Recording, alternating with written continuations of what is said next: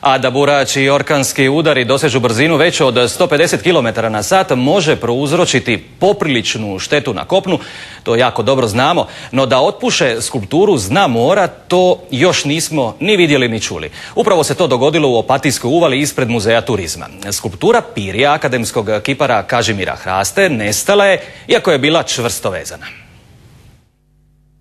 Pirija ili lijevak svečano je trebala biti otkrivena za nekoliko dana i to na dnu mora. No dogodio se pravi performans i to u suradnji s burom. Kažu, san svakog umjetnika i muzeja. Umjetničko djelo je zaživjelo. Počelo živjeti svojim jednim životom, tako da je u stvari mi ostavljamo otvoreno. Pirije sada nema, skulpture nema, odnijela ju je bura. Bura se tu pojavila kao kustosica i ona je potpuno preuzela i tu interakciju skulpture i javnog prostora.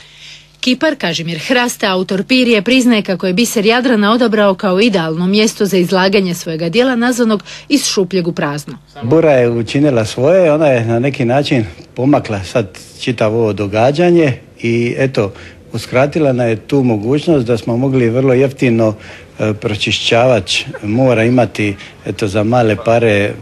Samo fotografije Danijela Frke svjedoče kako je sve bilo lijepo zamišljeno.